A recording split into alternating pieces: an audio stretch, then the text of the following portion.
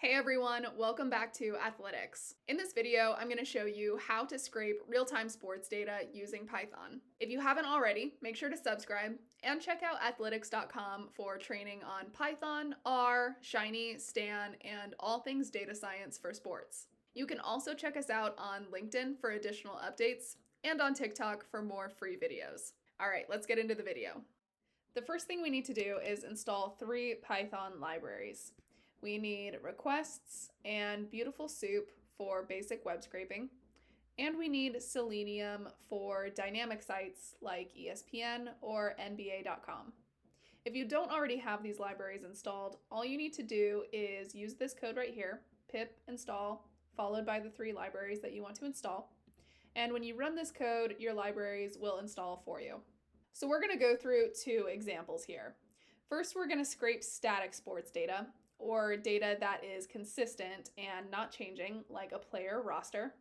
Then we're going to scrape dynamic data, or data that is changing, like game score data. So for the first example here, we're going to be using player data from nba.com/players. This is just a list of NBA players. It's not changing a whole lot, but there is a lot of data here. There's over 500 rows of data. So if we wanted to have a list of all NBA players, obviously, we're not going to write down all 500 plus players from this website.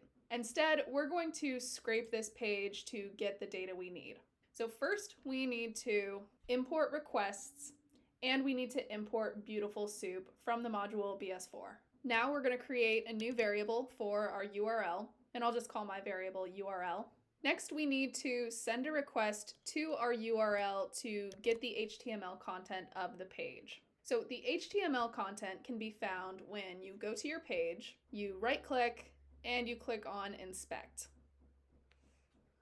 All of this code right here is HTML. So this is what we are pulling with the request package. Next, we are going to parse the page using BeautifulSoup. And basically what we're doing here is we're converting all of the HTML that we got in this prior step into a structured format. And that's why this package is called BeautifulSoup. It takes the messy, unstructured HTML and it turns it into BeautifulSoup. This next step is where we are going to extract data. So I'm going to extract 2 fields here, the player names and the team names. So first I'm going to create a new list called players, and I'm going to set it equal to soup.findAll. And to use findAll, we need 2 pieces of information. We need the tag and we need the class name. So we need to find that information for the player name. So I'm going to right click on a player name and I'm going to click inspect. And this is the HTML for that player name. And this is where we can find both the tag and the class name. So the tag is right here. It's TD, which stands for table data. And the class name is all of this blue text right here, primary text, roster row, blah, blah, blah. I like to come down here where I can highlight and select my class name, and that way I can just copy and paste it directly into my code. So coming back to my code, my tag is going to be in quotation marks, it's TD, and my class is going to be equal to the class name. Now I need to do the exact same thing for the team names. So coming back to my web page here, I'm going to find a team name and click on inspect. And again, here is my HTML for the team name. So the tag is A, and here is my class name. So again, I'm just going to highlight all of this text and copy and paste it into my code. So again, we said the tag is A, and I'm just pasting my class name here. All right, so now we're done scraping data and we can see our data just by printing it out. So if you want to print out the top 10 rows of one of your lists, you can just use this for loop. So I'll go ahead and run my code, and there are the top 10 player names from my webpage. Since I also extracted the team names, I could do the exact same thing for teams. So I could remove everywhere that it says players and just replace it with teams. And then when I run my code, there's my top 10 teams from my webpage.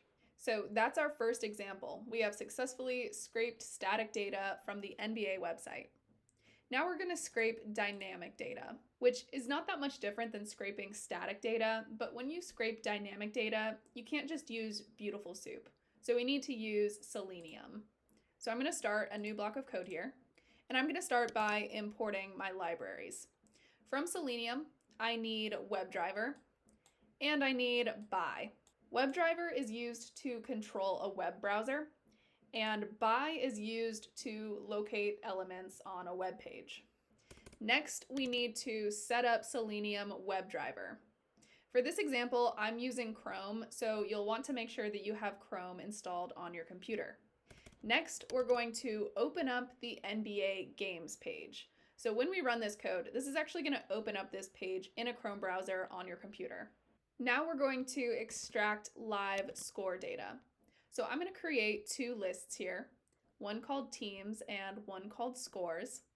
And coming back to my web page here, I'm going to pull this data right here. So I'm going to pull this team name and this score. So again, I need to start by inspecting the team. So I'm going to right click here and click inspect.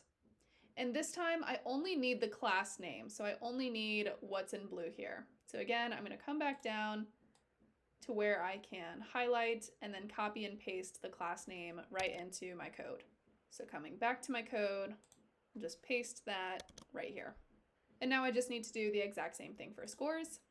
So I'm going to find the scores, inspect that as well, and then just copy and paste this class name right here. Back to my code and paste this right here. Now I'm going to print out the team names and their scores using a for loop. And the last step here is just to close the browser. So this bit of code is going to open up the browser, and I want to make sure to close it after it scrapes the web page. And now when you run this code, give it just a minute to run because it takes a minute or two, but it's going to actually open up a new web browser and it's going to scrape the page. So there's my new web browser.